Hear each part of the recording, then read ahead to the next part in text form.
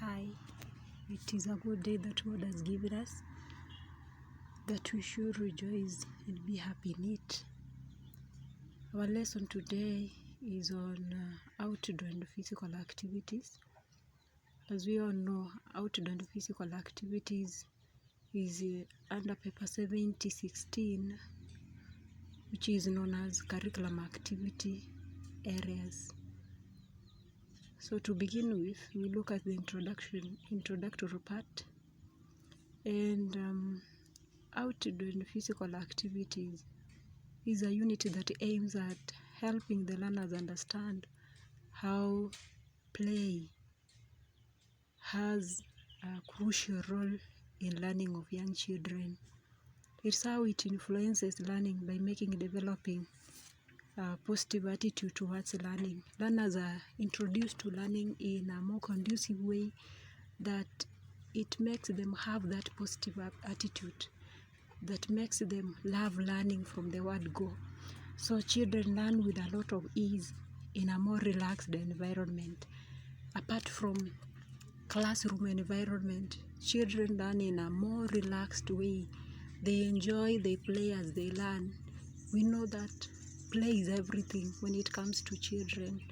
As they play, they are learning, and the learning is play, and there is no way you can separate play from learning. So children do enjoy learning as they play. The unit also entails practical and class theory lessons. Practical lessons involve taking learners out for play. As I've said earlier, children should be led to play. Teachers and caregivers should involve themselves in play to motivate these learners. So encourage them, provide time for play, take them out for play. As much as they play, they'll be learning, and they'll be learning a lot of information. They'll be having a lot of information in different areas. So play is necessary for young children. So to begin with, we also need to look at the course outline. That is what outdoor and physical activities entail at the trainer's level, or at the training level. As we train you to go and teach young children, as we train you to go and teach children through play, what are you supposed to know? What are you supposed to achieve by the end of it?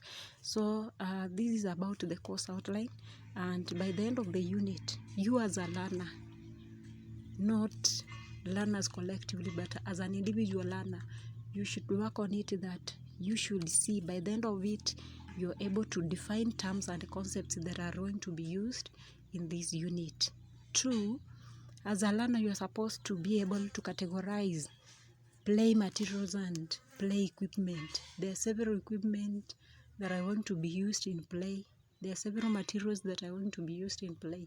So it's your role to be able, by the end of it, master and be able to explain about what are these play materials and what are these play equipment. 3, as a learner, by the end of it, you're supposed to be able to identify and be able to categorize types of play. There are several types of plays as involved in ECD.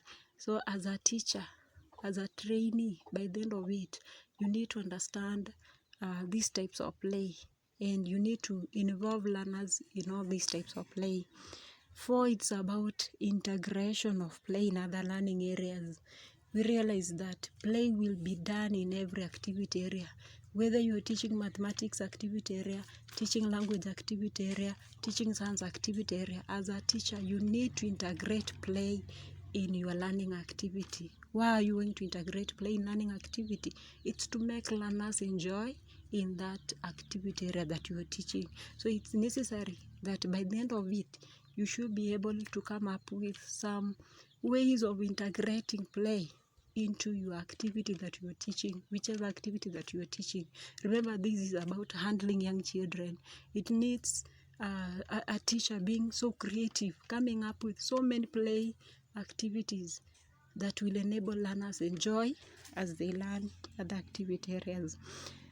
Another thing you should be able to understand by the end of it is the importance of play in learning. How is this play going to help learners in learning? How is it necessary? Is there any need of having play or integrating this play in learning? So that is how you need to understand the importance of play. And number 6 is about objectives of play. You need to know before you let children do play in other in learning areas, what are you aiming to achieve? What is your target? And also number 7 is about, you need to understand about the hindrance of play. What hinders play? As much as we try to integrate play in other learning areas, as we try to let children play as they learn, what are some of the things that hinder us as teachers from play? We know several things that bars from letting children play. Some parents are so strict, they don't want learners to get dirty. They tell them, once you go to school, make sure you come back as you are. It is a hindrance. It is a problem that we encounter every day. Some of the teachers also see play as unnecessary. It's like it's just consumption of time, and something we are doing is not so important. So you realize, like, some of the teachers may also request the teacher who is going to take learners for play to let the learners do even mathematics. So you realize, like, this attitude is not about parents alone. We also have attitudes as teachers. We value some of the activity areas than others, but play in young children is also an activity area, is equally important as mathematics, is equally important as science. But now we need to look at these things that hinder play, and we shall look at it. Number 8 is about assessment methods and tools in play. We need to look at ways in which we can assess learners as they play. How are we going to understand the progress of these learners as they play? How are we going to measure the acquisition of knowledge as they play? We also need to identify some of the tools that we can use in order to assess these learners. The number 9 is about role of caregivers during play. We have different categories of caregivers. As teachers are caregivers as well, parents are caregivers. How are these caregivers going to be active? How are they going to play a role as children play? Are you going to set children to go and play alone, or you are supposed to be part of it? Are you going to provide materials for play? So these are the things we shall look at on how caregivers are going to activate and motivate children towards play. And lastly is about methods of teaching outdoor and the play activities. What are some of the methods that we can use to teach children play and outdoor activities? So ladies and gentlemen, this is the course outline. And to begin with, after having this course outline, we've known what is expected of us, and this is what is in the ECD certificate syllabus. This is what is needed of us, and this is what we expected to have by the end of this unit. So we just go directly to definition of terms. We start looking at the terms and concepts that we are supposed to define in this given activity area. So we have the first term, we have play. Play is an activity, is a term that we need to exhaust, and is a term that we need to understand, is a term that we need to collectively understand as what it is, because there are different people, different philosophers have defined play differently, but this does not mean play definition of play is different from the other. You realize, like, each philosopher, the way he or she put it is almost the same as the way the other one put it. So finally we shall conclude and look at how we can define play after looking at individual philosophers. So we look at the first philosopher we have is Jean Piaget, and Jean Piaget came up with this definition in 1962. So we've come across Jean Piaget in other areas, and we've understood Jean Piaget has focus on he focuses major on intellect, that is cognitive development. So according to his definition, whatever comes out of it is majorly focused from the cognitive development. So according to him, he says that play is a way a child learns about the environment. Whatever that a child does is a way of learning from the environment. It's about letting these children develop cognitively from the environment.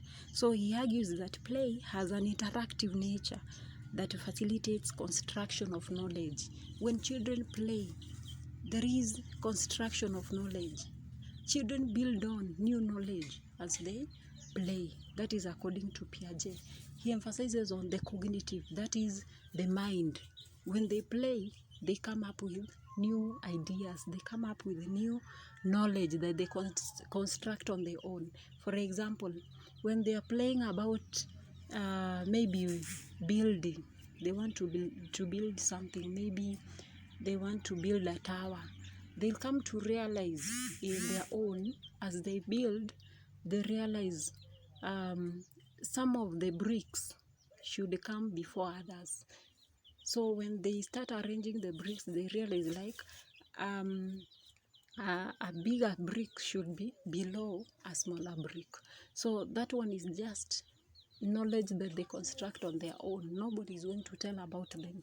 They can just build that knowledge on their own, and that is what Piaget talks about. And then another person is Anna Freud, that talked about play in 1965. He says that play is an acceptable behavior through which a child expresses emotions and impulses. Play is an acceptable behavior through which a child expresses emotions and impulses. So according to Anna, when children play is when you can see how they display their behavior.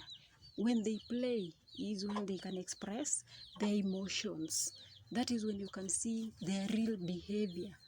That is when you can be able to observe whom they are as they play. So it's a way of expressing their emotions and impulses. Also, another person is Gruz in 1901, who says that play is a means through which children get an opportunity to practice different skills. So it is an opportunity. This is an opportunity that children get to practice different skills. Children have different skills, and these skills are practiced during play. It is during play activities that they can practice whatever that they have. And also another person is Cofaro of 1974, who says that play is visible language of childhood, wherein we see and hear the total child functioning, revealing his or her concern.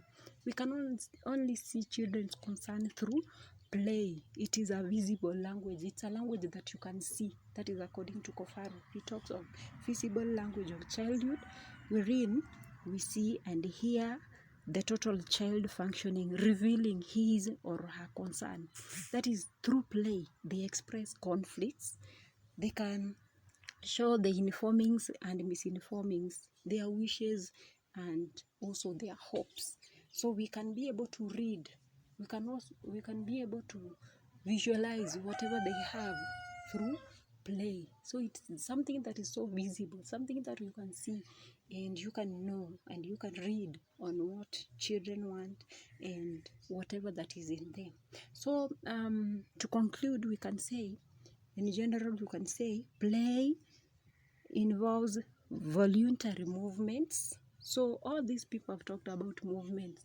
So play involves voluntary movements of children which are inherently enjoyable and pleasurable.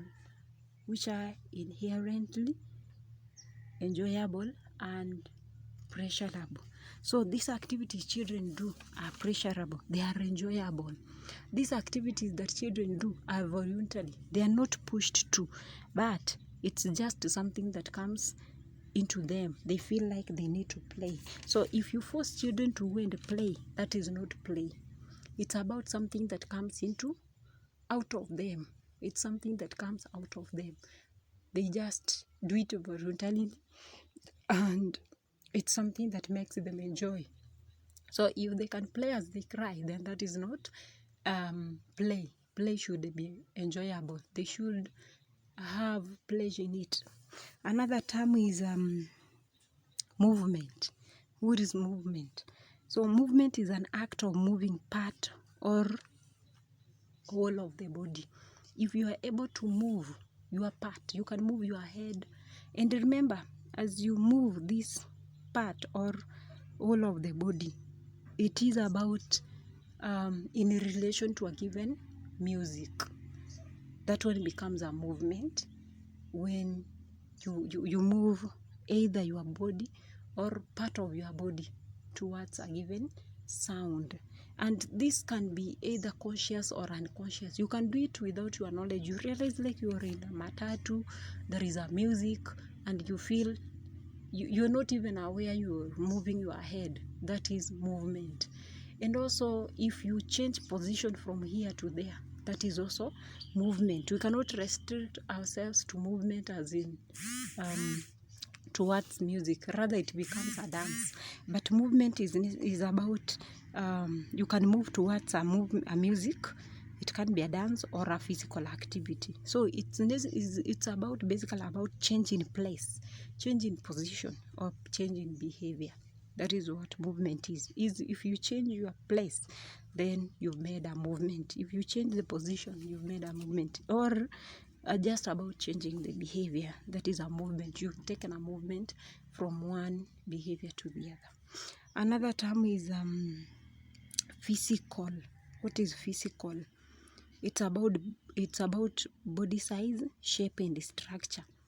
When we talk of physical, it's something that entails body size, shape, and structure. It also consists of bone structure, muscles, and various organs. It's about the organs. It's about the bone structures, the structures you're born with, and the organs that you have. And maybe the last term is about psychomotor. Psychomotor. We normally refer to outdoor and physical activities as psychomotor activities. So psychomotor is a Latin term that entails two words. The first word is psych, and another word is motor. So psych refers to skills, and motor refers to the movement. It can be either movements or coordination. So when we define psychomotor, we can say it's a skill of movement or coordination of body parts. A skill of movement or coordination of body parts. So if you're able to coordinate body parts towards a given movement, then that is psychomotor. So these are okay. Maybe to add on, there is another term. Another term is rhythm. Sorry, I was almost forgetting about rhythm. Rhythm is strong, regular, repeat patterns of sound or movement. Strong, regular, repeat pattern of sound or movement. That repetition of sound, that regular movement or repetition of patterns and sound, as in music, that is what we call rhythm. And the rhythm mostly is about a given music, on how this music is it how strong or how weak these patterns are. So that is what rhythm is. Another term also I'd talked about, I didn't define, is dance. Dance is the patterns of movement one makes with the body parts, those series of movements and steps that match speed and rhythm. So when you dance, it's about making patterns, it's about making movements, and it involves body parts, and this series of movements and steps should match to the speed and rhythm. It should match to the speed and rhythm of maybe the music and the beats. So if a music is too slow or is too faster, and then your dance is not matching with that one, then that one will not qualify as a dance, because a dance should go as per the speed and the rhythm of the song, or the sounds or the beats. So dance measure is about those movements, and they are bodily movements. You can dance part of your body, you can dance using a whole body. So if you can shake part of your body towards a given beat or towards a given rhythm, then that is a dance. Then finally is about games. Games mostly bring confusion to many students. They confuse what play and games are or is. So play is different from games. Games is about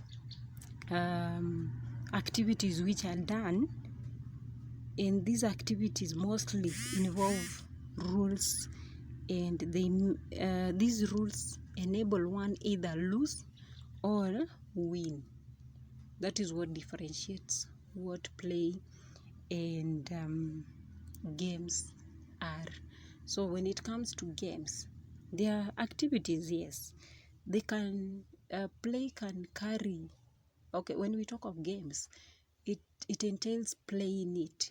There is enjoyability in it, there is pleasure in it, but the difference is you need to abide by the rules, and these rules are the ones that either make you win or lose. But when it comes to play, remember, when children play, according to ECD, as children play, they don't even majorly focus on the on the end product. They just focus on the process. Whatever they are doing is what is more important than the outcome. But when you look at games, it's about the product, who is the winner, who is the loser, and about the abiding by the rules. So in our next lesson, we shall look at the differences between play and games, and also we shall look at other topics as we continue. Thank you.